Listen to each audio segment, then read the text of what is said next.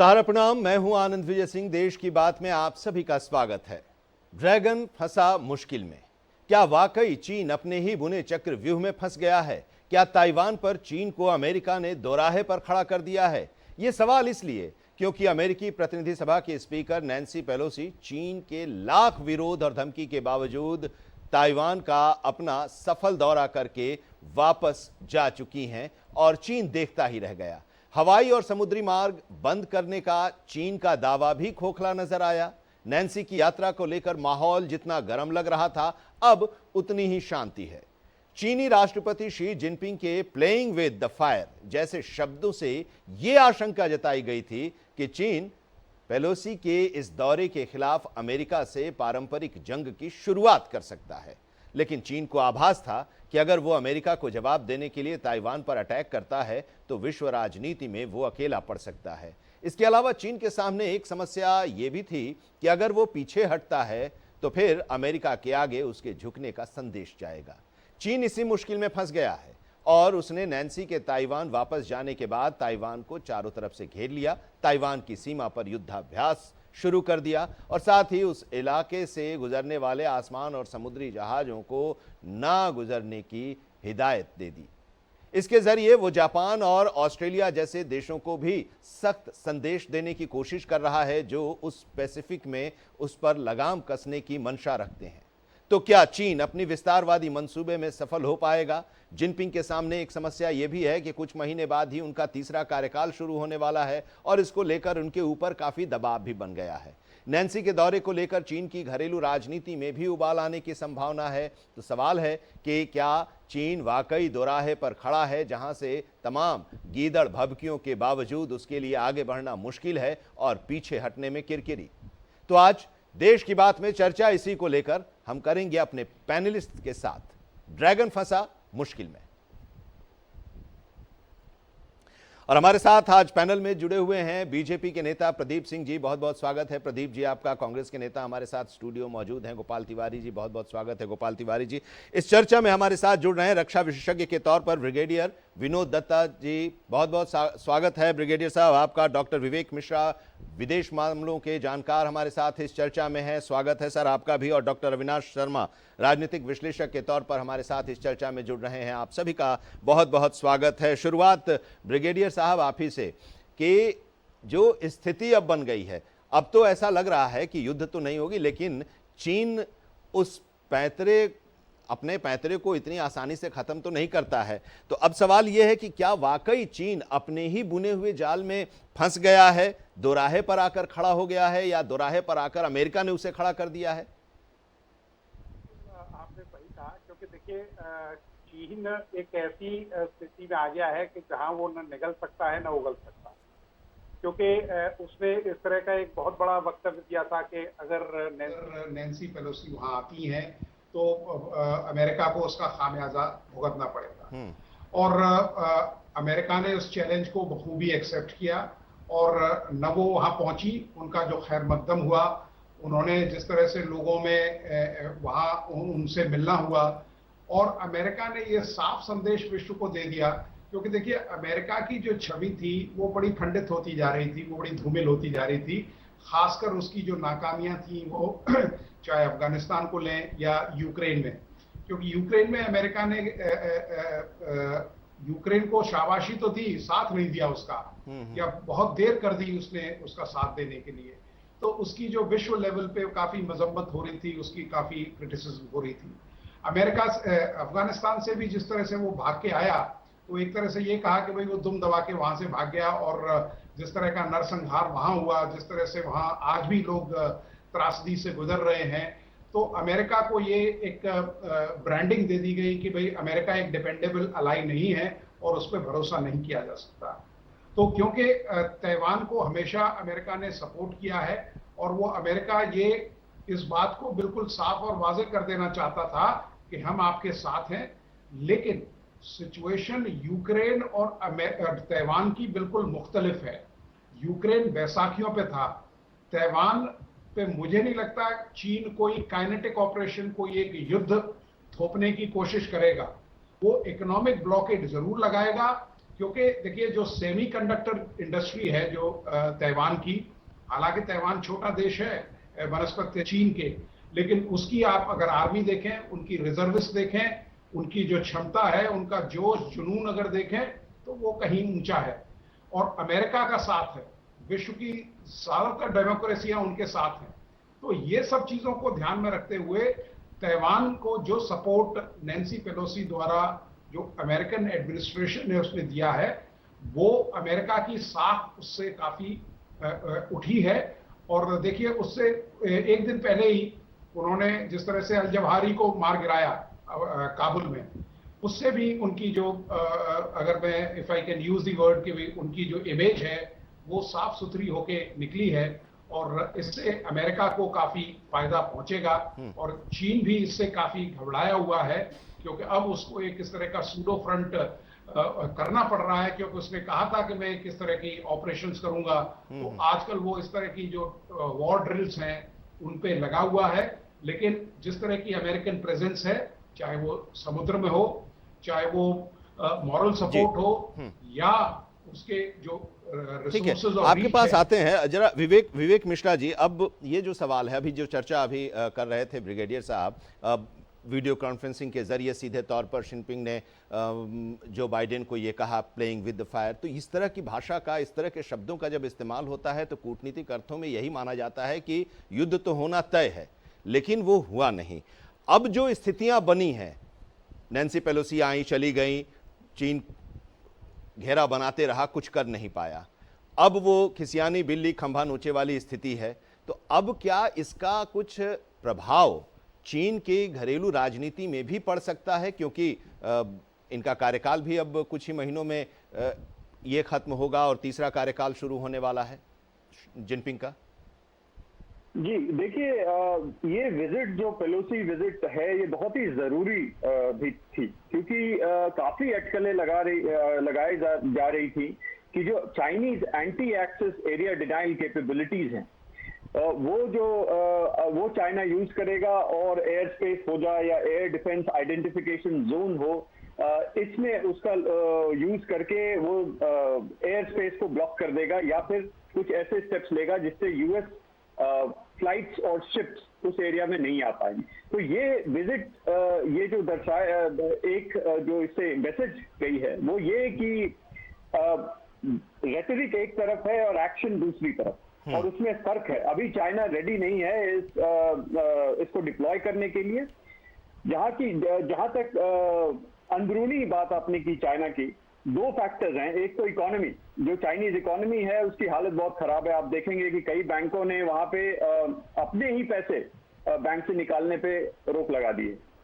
तो चाइनीज जो अपने ही पैसे हैं चाइनीज सिटीजन्स के, उसको निकालने में पे भी रोक आ गई है। दूसरी बात यह है कि 20th पार्टी कांग्रेस आने वाली, अब जो चाइनीज 20th पार्टी कांग्रेस होगी वो आने वाली है, तो उसमें हो सकता है दूसरे फैक्टर को लेके एक मैसेजिंग के तौर पे ये ताइवान पे कुछ एक्शन करें। जैसे आपने देखा कि कल 5 और 6 मिसाइल उन्होंने जापानीज टेरिटोरियल वाटर में दागे, 2-3 ताइवानीज टेरिटोरियल वाटर में दागे। तो ऐसे सिग्नलिंग होते रहेंगे, लेकिन कॉन्क्रीट स्टेप्स जहां की ताइवान को जबरन लेना हो वो शायद मुश्किल होगा। तो इसीलिए अंदरूनी फॉल्ट लाइन्स जो हैं चाइना में बढ़ रहे हैं। एक तो इकोनॉमी बहुत ही डोल्डम्स में है, और उनके मेजॉरिटी अब जो सप्लाई लाइन्स हैं वो शिफ्ट हो रहे हैं रशिया की तरफ, और जो कि खुद ही एक स्ट्रॉन्ग इकोनॉमी अभी नहीं है। तो इन सब बातों को लेके और एससीओ का एक्सपेंशन वो सीख कर रहे हैं। तो वो एक चाइना ये भी चाह रहा है कि एक और एक्सिस बने जो चाइना, ईरान और रशिया को एक साथ लाए, लेकिन उस एक्सिस के अगेंस्ट होगा ये अमेरिकन और इंडो पैसिफिक एक्सिस।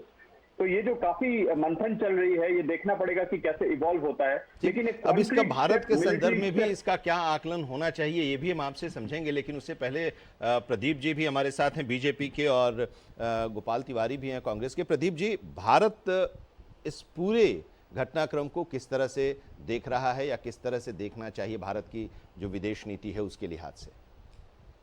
देखिए, भारत की जो पहले से विदेश नीति रही है, भारत उसी पे कायम है। और इस मामले में हम जो है नो फर्स्ट यूज़ या नो फर्स्ट पोक वाली स्थिति या परिस्थिति को हम अगर समझें, देखिए चाइना का क्या है कि विस्तारवादी नीति उनको चलती रहती है, बैड डेट ट्रैप में फंसाते रहते हैं। वो ताइवान का जो था, वो जो अमेरिकी मंत्री आई नैन्सी आई और वो चली गई। उसके पहले इस समय अगर कहा जाए तो एक दगे हुए कारतूस की जो स्थिति होती है वही स्थिति चाइना की है। अब उन्होंने बहुत बड़ा प्रोपेगेंडा किया, 11 युद्धपोतक विमान और 22 लड़ाकू विमान और 20 किलोमीटर उनकी सीमा के पास उन्होंने जा करके अपनी जो है ये मिसाइलें दागी और माहौल बनाने की कोशिश की। वो आई, कह के आई और चली गई। तो क्या हमें भी तैयार रहने की जरूरत है? कल की एक खबर से मैं बताऊं कि चाइना ने ऐसे भी बोला है कि भारत को पक्ष करके बोला है कि आप उससे दूर रहिए। हम क्या कर रहे हैं उसके लिए? लेकिन अगर इसको देखा जाए, बेसिकली देखा जाए, भारत अपनी नीतियों को समय से पहले सार्वजनिक तो नहीं कर सकता कि हमारी क्या चल रही है, भाई सुरक्षा के मामले हैं। लेकिन इसमें जो है मैं जो ध्यान आकर्षण करना चाहूँगा वो चाइना की स्थिति पे है। चुनाव होने वाले हैं, जैसे एक मित्र ने बताया कि चुनाव होने वाले हैं और वो आपके ही पैसे अगर उनके बैंकों में रखे हैं वो चीनी जनता वहाँ से निकाल नहीं पा रही है। चूँकि वहाँ पे मीडिया इतना ज़्यादा सेंसर्ड है, इसलिए खबरें बाहर आती नहीं। जितनी हमें पता लग पाती है वो टिप ऑफ द आइसबर्ग भी नहीं है, मतलब उससे कम पता लग पाती है कि स्थिति क्या है। और शिंगपिंग जी जो है, देखिए जो व्यवस्था, राजनीतिक व्यवस्था है वहाँ पे, वो पुनः राष्ट्रपति चुने जाएंगे और उसके बाद की स्थिति, यानी जितना वो बोलते हैं, जितना अपनी नीतियों को आगे ले जाने का प्रयास करते हैं, उस हिसाब से वो सिवाय दगे हुए कारतूस के अलावा कुछ नहीं कहा जा सकता। वो तनाव जरूर इकट्ठा कर रहे हैं। अब जैसा कि भाई साहब ने बताया कि देखिए यूक्रेन की दूसरी स्थिति थी, ताइवान की दूसरी स्थिति है। वो आर्थिक तौर पे वो कहीं ज़्यादा समृद्ध है बनस्पत उसके। तो अमेरिका जो है, देखिए कोई भी देश अपने हितों को ध्यान में रख करके ही कोई नीति उठाता है या कोई रणनीति बनाता है या कभी कभी अपने बाजार को बढ़ाने के लिए भी बनाता है। तो इस वर्तमान स्थिति में दूसरे के इंटरेस्ट टकरा रहे हैं। हमारा उसे अगर मैं कहूं कि गंभीरता से, देखिए सुरक्षा की दृष्टि से चाइना हमारा पड़ोसी और हम बड़ी गंभीरता से उसको लेते हैं, लेकिन उनकी जो स्थिति उधर है, हम अपनी नीतियों को एकदम तटस्थ रखते हुए अगर हम अपनी सुरक्षा पहले करेंगे, उनका जो हिसाब किताब है उनको मुबारक, और हमारे फैसले बहुत ही मजबूत होंगे और भारत देश की सुरक्षा को लेकर के होंगे। आपको क्या लगता है गोपाल तिवारी जी, जो पूरा सिचुएशन है जो अभी तक है, नैन्सी पेलोसी की यात्रा, उसके पहले की धमकी और अब युद्धाभ्यास, हालांकि वो चाइना ताइवान की तरफ मुड़ा हुआ है, लेकिन सतर्कता हमें भी बरतनी होगी, हमारा अभी कोई स्टैंड नहीं है। देखिए, आपने आनंद जी, प्रदीप जी से सवाल पूछा और आज इनके पास ठीक जवाब नहीं था, इसलिए इन्होंने जो है गोल मोल घुमा करके जवाब दिया। उम्मीद है कि आप हमें 2 मिनट सुनेंगे, उसके बाद मैं आपके सवाल जरूर लूँगा। कि आज इन्होंने कहा कि दगे हुए कारतूस की तरह। आपका टॉपिक बहुत अच्छा है। आज आपने कहा ड्रैगन फंसा मुश्किल में। ये भारत चाहता है ड्रैगन फंसे मुश्किल में। भारत को इससे ज़्यादा खुशी, अगर ड्रैगन मुश्किल में फंस जाए, भारत को सबसे ज़्यादा खुशी होगी। लेकिन आज चीन ने भारत की सीमा के अंदर घुस करके 2 गांव बसा लिए, पैगोंग झील बना ली। चीन और लद्दाख में लगातार घुस करके भारत को लगातार वो लाल आंखें दिखा रहा है। और मुझे याद आता है नरेंद्र मोदी का वो बयान, जो विदेश नीति के ऊपर बड़े हाथ चढ़ा करके ये बोला करते थे कि ये वो समय नहीं है जो कांग्रेस के समय हुआ करता था। इस समय भाजपा की सरकार है और भाजपा की सरकार आंखों में आंखें डाल करके जो है चीन को जो है ये कहती है कि देखो, इस समय अगर तुम 1 तोप चलाओगे, इधर से हम 10 तोपें चलाएंगे। आज 2 गांव बसा लिए। आपकी निगरानी में इतिहास में जो कभी नहीं हुआ वो पहली बार हो रहा है। अब आप देखिए इस तरीके से। दूसरी बात है, आपने ताइवान की बात की, नैन्सी वहां पर गई और वहां से लौट करके चली गई, वो उनका क्या मामला है वो अपना जाने। लेकिन मैं अपने मामले की बात करता हूं। आज ये विदेश नीति की बात करते हैं। विदेश नीति की बात जब करते हैं तो आप मुझे ये बताइए, आज इनकी विदेश नीति का इस सबसे बड़ा उदाहरण है, डॉलर मोटा हो गया, रुपया पतला हो गया। प्रधानमंत्री जी ही कहते थे, चीख चीख करके इस बात को कहते थे। सुषमा स्वराज जी ने सदन में यह बयान दिया था कि जिस देश का रुपया गिरता है उस देश की सरकार की आबरू गिरती है। प्रधानमंत्री जी दिल्ली की सरकार और रुपये के बीच कंपटीशन करवाते थे कि किसकी आबरू तेजी से गिरती है। यह विदेश नीति का इनका कमाल है। आप देखिए, दूसरा एक विदेश नीति का उदाहरण मैं बताऊं। अब ये कांग्रेस की बात करते हैं, यही बीजेपी की सरकार है जब कांग्रेस चाइना की बात कर रहे हैं। हाँ बिल्कुल, जब कांग्रेस की सरकार थी, यही लोग जब हम कहते थे कि जब डीजल और पेट्रोल के दाम बढ़ते हैं। अच्छा, ये देखिए राहुल जी और कांग्रेस चाइना को बहुत बेहतर ढंग से समझती है। अरे उनकी मित्रता है एक सर, तो पार्टी जरा होती है, ये इतनी बताइए पर्सनल कि मित्रता आप है, अगर इतनी अगर पर्सनल तो मित्रता है ये कि बताइए दोनों कि मित्र। चीन का अगला रुख क्या हो सकता आनंद है, जी, क्या आनंद जी, हमारी आनंद तरफ जी, मैं भी? थोड़ा सा प्रकाश डाल दूं, थोड़ा सा। इतनी गंभीर अभी मित्रता जरा है अभी कि अविनाश जी वो के पास भी व्यक्तिगत जाएं। पार्टी में अविनाश जाते जी हैं। के पास भी हम चाइना जाएंगे। हमारा प्रदीप जी, दुश्मन सुनने देश की भी आदत है, डालिए। लेकिन वो जो नहीं प्रदीप जी, सुनने की भी आदत डालिए। अरे सर, हमको हमारी छोड़ दीजिए, हाँ, हमें आपने पता है हमको क्या आपकी करना कह है। रहा हूं, हाँ, आपकी नहीं कह रहा नहीं, हूं। मुझे पता है, धन्यवाद। इस आपके समय- आपके आपके आंदोलन की जरूरत इस समय नहीं बीजेपी है। आप की हालत राजकुमार ऐसी को हो गई बचाइए है, जो कि जेल जाने वाले बीजेपी हैं। की हालत इस समय ऐसी हो गई, एक रास्ते से बीजेपी जा रहा हो और दूसरे रास्ते से झूठ आ रहा हो, तो झूठ अपना रास्ता बदल करके स्टैंडिंग ओवेशन देगा आपको। लेकिन भारतीय जनता पार्टी ने निर्लजता की जो है चादर ओढ़ नहीं, रखी हम है। लोग आप विषय इतना से झूठ मत भटकते बोलिए। जा रहे हैं। देखिए, ये हर जगह हर चीज को नहीं लागू हुआ। अभी हम लोग जो बात कर रहे हैं, आपने कहा कि ड्रैगन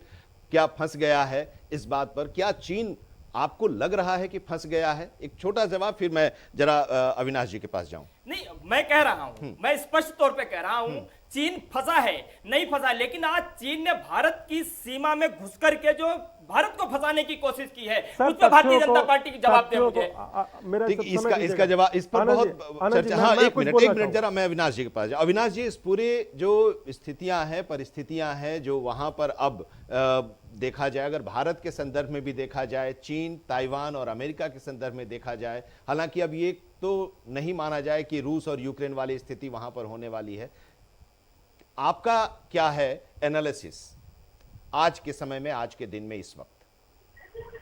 देखिए, मैं इतना ही कहना चाहूंगा कि जो रूस और यूक्रेन के साथ भारत ने जो विदेश नीति का पालन किया और जो ताइवान और चीन के संदर्भ में अगर हम बात करें, तो इससे भारत को काफी आर्थिक तौर पर तो नुकसान होने की पूरी संभावनाएं हैं। पहला कि इससे हमारा जो भी इलेक्ट्रॉनिक सेमीकंडक्टर्स और ये जो हम इलेक्ट्रॉनिक डिवाइस हम यूज करते हैं, उन पे हमारी 63% की जो हिस्सेदारी है वो हम चाइना और ताइवान से लेते हैं। तो इससे आने वाले टाइम पे ये तो रहेगा कि स्मार्टफोन्स वगैरह आपका या कार्स वगैरह का जो वेटिंग पीरियड है वो काफी बढ़ेगा और ये सारी चीजें काफी महंगी होगी।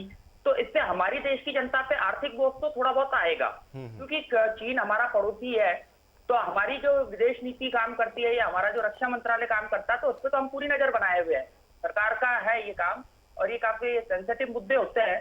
तो मुझे सिर्फ आर्थिक तौर पे ही भारत को थोड़ा सा खामियाजा भुगतने का ऐसा लगता है कि भारत को इसका खामियाजा, जंग अगर इन दोनों में होती है तो भारत इसको खामियाजा भुगतना होगा भारत को आर्थिक तौर पर। एक सवाल और कि क्या जिस तरह से रूस और यूक्रेन युद्ध में भारत ने एक तटस्थ नीति अपनाई थी, इस परिप्रेक्ष्य में भी अगर हम देखें, यूएस है, चाइना है और ताइवान है, अभी कोई स्टैंड नहीं लिया है भारत ने। क्या स्टैंड होना चाहिए भारत का ताइवान की तरफ, या तटस्थ ही रहना चाहिए? सर, इसमें बिल्कुल भारत को तटस्थ ही रहना चाहिए, क्योंकि भारत अपनी जो फॉरेन पॉलिसी है वो बहुत अच्छे से मैनेज कर रहा है। पिछले 8 साल में तो जो पॉलिसी में जो बदलाव आए हैं, मैं समझता हूँ भारत को बिल्कुल तटस्थ ही रहना चाहिए इस मुद्दे पे। विवेक जी, ताइवान को लेकर दुनिया के जो दूसरे देश हैं वो भी अभी तक कुछ खास अपनी स्पष्टता नहीं दिखाया उन्होंने कि ताइवान की तरफ है, या नैन्सी को जाना चाहिए था या नहीं जाना चाहिए था, सही किया या गलत किया। भारत की अभी अपनी कोई स्थिति अभी स्पष्ट नहीं हुई है, वेट एंड वॉच वाली स्थिति भारत भी देख रहा है। और अमेरिका भी, नैन्सी गई, वहां पर जाकर वो कह रही हैं कि हम ताइवान के साथ हैं, ताइवान हमारा दोस्त है, हमें उस पर अपनी दोस्ती पर गर्व है, ये सब कुछ करें, लेकिन ताइवान की आजादी को लेकर अमेरिका ने अभी तक कोई बयान नहीं दिया। देखिए, मेरे ख्याल से एक ये बहुत ही अच्छी नीति है चाइना के खिलाफ देशों की, क्योंकि चाइना यही करता है। आप अगर देखें, सलामी स्लाइसिंग हो या कुछ हो, वो कहेगा कुछ, करेगा कुछ। तो इसीलिए उसके विरुद्ध भी वन चाइना पॉलिसी पे आप ऑफिशियली अडिग रहें, और जो आपको ताइवान से रिलेशनशिप रखनी है वो रखें। वो आप देखें कि बाइडेन एडमिनिस्ट्रेशन की पॉलिसी जो है वो धीरे धीरे वन चाइना पॉलिसी को ब्लर कर रही है और चाइना को टेस्ट कर रही है। आप जो है भारत की नीति को देखें, वहां पे जो ताइवान इंस्टीट्यूट है, हमारा जो रिलेशनशिप है वो उनके साथ चल रहा है। और अनऑफिशियली इंडिया जो है सेमीकंडक्टर अलायंस बन रही है 13 देशों की, उसमें अभी तक भारत पार्ट नहीं है, लेकिन भारत की कोशिश है कि उसका हिस्सा बन जाए। अगर ऐसा हुआ तो हम वन चाइना पॉलिसी पे अडिग रहें, लेकिन हमारी जो अनऑफिशियल या ऑफिशियल रिलेशनशिप है ताइवान से, वो आप देखें उसका ग्राफ काफी चौड़ा हो चुका है पिछले दशक में। तो इस लिहाज से आप चाइना को चाइना की तरह ही डील करें, उनको जो पेपर पे है वो रहने दें, आप अपने एक्शंस करें। और मुश्किल होगा चाइना के लिए कि वो ताइवान पे हमला करे। ताइवान की स्ट्रेंथ जो है, मिलिट्री हो या और भी टेक्निकल हो, वो काफी एडवांस है। और बाइडेन ने ऑफिशियली ये भी कहा है कि वो मिलिटरीली ताइवान के सपोर्ट में खड़ा रहेगा अगर चाइना ने मिलिट्री इन्वेजन की है। ये एक बहुत बड़ी बात है। हालांकि इसके बाद व्हाइट हाउस ने क्लैरिफाई किया कि मिलिट्री वॉर की तरफ सिग्नल नहीं कर रहे हैं वगैरह वगैरह, लेकिन ये एक ये यूएस प्रेसिडेंट के लिए ये कहना एक बहुत बड़ी बात है। कुछ जरूर इसके पीछे सोच होगी। ये सब जो ताइवान के किनारे किनारे चारों तरफ से घेराबंदी चीन ने की है, तो हमें भी कुछ सतर्क रहना होगा या रहना चाहिए? मेरे ख्याल में बिल्कुल रहना चाहिए, क्योंकि चाइना की आप मिलिट्री हिस्ट्री देखें तो वो मल्टीपल फ्रंट्स खोलती है, वो एक फ्रंट पे वॉर नहीं करती है। आप अगर खासकर साउथ चाइना सी में देखें या फिर एक साथ चाइना की स्ट्रैटेजी रही है कि मल्टीपल फ्रंट्स खोलना। इसीलिए हमें अपनी तरफ से सतर्कता बनाए रखनी चाहिए। और मेरे ख्याल से गवर्नमेंट ने इस पे सोचा भी है। अगर आप पिछले 2 हफ्ते में देखें तो काफी troops line of actual control पे गई थी। और इस ताइवान इंसिडेंट के पहले भी 12 एयर वायलेशंस लद्दाख में हुए थे। तो ये कोई अचंभित करने वाली बात नहीं है। मल्टीपल फ्रंट्स चाइना खोल सकता है और उसके लिए हर देश, खासकर भारत को सतर्क रहना चाहिए। ब्रिगेडियर साहब, 1895 में जो चीन और जापान का पहला युद्ध हुआ था, उसमें शिमोनेस्की समझौते के तहत युद्ध का अंत हुआ और ताइवान को जापान के हवाले कर दिया गया। ये बर्दाश्त नहीं हुआ और अभी तक की इसकी टीस चाइना के दिल में है और वही रह रहकर निकलती जाती है।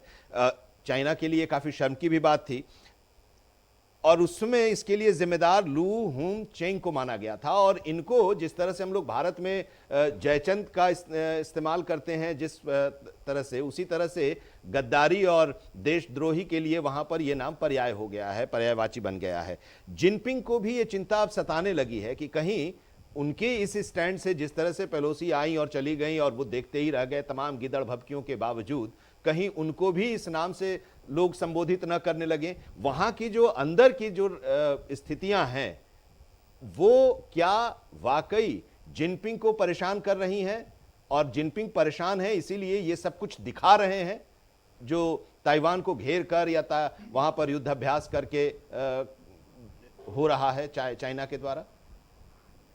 हाँ बिल्कुल, देखिए जी, आपने आनंद जी ठीक कहा। क्योंकि अभी शीजिंग अपना जो तीसरा जो चुनाव है, सीपीसी के चुनाव होंगे, वो अपने थर्ड जो टर्म है उसके लिए इलेक्शन लड़ेंगे। तो उनकी भी क्योंकि पोजीशन, जो इंटरनल सिचुएशन है चीन में, वो कोई बहुत ज़्यादा हेल्दी नहीं है। लेकिन क्योंकि वहाँ क्योंकि जर्नलिज्म है या प्रेस है, वहाँ उनको इतनी फ्रीडम नहीं है जितनी हमारी कंट्री में है। तो वहाँ न तो कोई बोल सकता है और जो बोलने की हिमाकत करता है उसका अंजाम हमें सबको पता है। तो शी जिनपिंग ये चाहेंगे कि वो कोई इस तरह की स्ट्रेटेजिक डिसीजन ले या कोई एक्शन ले जिससे वो ताइवान के ऊपर अपना वर्चस्व कायम कर सके। लेकिन वो होता नजर नहीं आ रहा है। मेरा एक सवाल ये भी है सर कि मेरा एक सवाल ये भी है इससे जुड़ा कि चीन तो ये जानता था और कि अमेरिका से पेलोसी आ रही हैं तो वो आएंगी। क्या कभी ऐसा भी लग रहा होगा चीन को क्या कि उसकी गीदड़ भभकी से अमेरिका सहम जाएगा, डर जाएगा और उनकी यात्रा रद्द हो जाएगी? ये उसके मन में कहीं से था क्या? हाँ बिल्कुल, चीन ने बिल्कुल यही सोचा था कि भाई अमेरिका शायद ये विजिट को या तो पोस्टपोन करेगा या उसको रद्द करेगा। लेकिन अमेरिका, जैसा मैंने आपको पहले भी बताया था कि अमेरिका ने इसको बतौर चैलेंज एक्सेप्ट किया, क्योंकि अमेरिका की खुद की अपनी जो पोजीशन थी वो काफी धूमिल होती जा रही थी। क्योंकि देखिए, यूक्रेन युद्ध में अमेरिका को पूरे विश्व समुदाय का काफी मजम्मत करनी पड़ी, उसके अपने देश में काफी मुजाहरे हुए। तो इस तरह की जो सिचुएशन थी और उसके लिए एक ये मौका था कि वो विश्व समुदाय के साथ खड़ा रहे और एक जो सुपर पावर की जो पोजीशन है वो अमेरिका की बरकरार रहे। क्योंकि अमेरिका भी देखिए डाउन हिल पे है, वहां भी इन्फ्लेशन रेट है, वहां के जो अपने लोग हैं वो उस सरकार को उतना सपोर्ट नहीं कर रहे हैं। और अमेरिका के लिए सबसे, देखिए अगर आप नेटो कंट्रीज को ही देखें तो 30 में से 22 को तो अमेरिका सपोर्ट कर रहा है। आप कहां तक, कब तक लोगों को सपोर्ट करते रहेंगे? मतलब $275 बिलियन आपने अफगानिस्तान में खर्च कर दिए।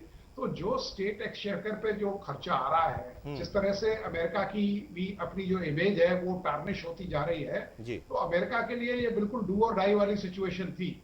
दूसरी चीज, अमेरिका के अपने इंटरेस्ट भी है, क्योंकि ताइवान सेमीकंडक्टर इंडस्ट्री का एक वो कहते हैं ना कि एक इकलौता बादशाह है, तो वो ये चाहेगा कि वहां अपना वर्चस्व वो रखता है, तो उसकी जो ऑटोमोबाइल इंडस्ट्रीज है या और जो उसके जो इंडस्ट्रियल ग्रोथ है वो बरकरार रहे। और चीन के लिए ये एक चिंता का विषय है, और चीन भी ये नहीं चाहेगा। चीन जो यूक्रेन में हुआ है वो चीन बिल्कुल ताइवान में नहीं कर सकता, क्योंकि न तो उसके पास इतनी हिम्मत है और ना ही पूरा विश्व समुदाय उसको करने देगा। बिल्कुल। और ताइवान की जो अपनी जो कुव्वत है, यही दबाव है चीन के ऊपर। प्रदीप जी। सर देखिए, बहुत अच्छी बात बताई अभी ब्रिगेडियर साहब ने। देखिए, हर देश की अपनी नीति होती है और उस नीतियों पे चलते हुए कुछ चीज़ें सार्वजनिक हो जाती की जाती हैं और कुछ चीज़ें नहीं की जाती हैं।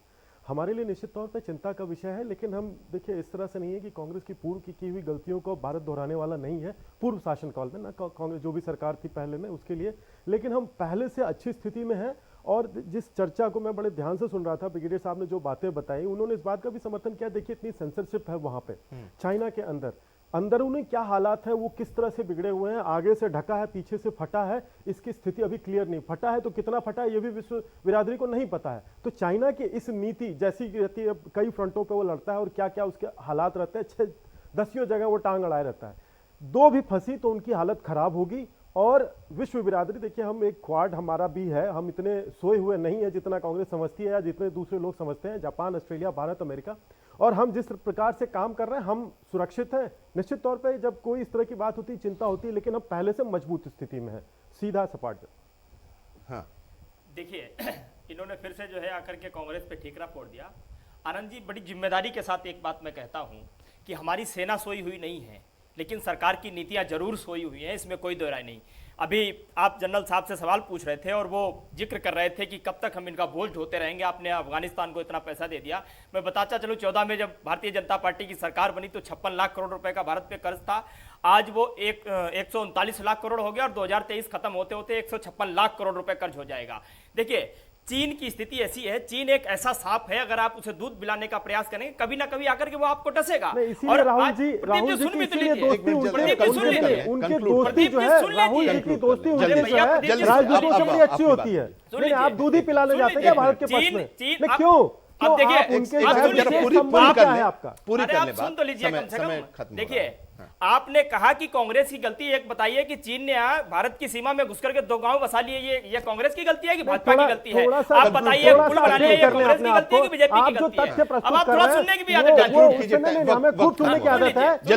मैं इसीलिए कहता हूं, आज देखिए उस ताइवान में नैन्सी गई है, जाहिर सी बात है कि वो वहां चाय नाश्ता करने नहीं गई होंगी, किसी ना किसी प्लानिंग के साथ गई होंगी। और चीन को लेकर के भारत को स्टेटमेंट जारी करने की कोई जरूरत नहीं, लेकिन उसको तैयार रहने की जरूरत है, क्योंकि ये एक ऐसा देश है जो भारत को फूटी आंख नहीं देखता है। इसलिए हमको अपने सैन्य प्रशिक्षण के साथ पूरी तरीके से तैयार रहना होगा। और एक बात, ये एक अच्छी बात आपने कही, जाके चाय न पिए, ये एक अच्छी बात है कि हम तैयार रहें, हमें तैयार रहने की जरूरत है और चीन पर विश्वास करने की जरूरत नहीं है। लेकिन जिनपिंग इस वक्त फंसे हुए हैं, जिनपिंग की चिंता इस वक्त बढ़ गई है, और जब ये स्थिति आई है तो उसमें हमें भी जरूर तैयार रहने की जरूरत होती है। बहुत बहुत शुक्रिया हमारे साथ इस चर्चा में जुड़ने के लिए प्रदीप जी, गोपाल तिवारी जी, ब्रिगेडियर दत्ता साहब और विवेक मिश्रा जी, अविनाश शर्मा जी, आप सभी का बहुत बहुत शुक्रिया देश की बात का हिस्सा बनने के लिए। आप जुड़े रहिए सहारा समय के साथ, जहां खबरें लगातार जारी हैं। दीजिए इजाजत, सहारा।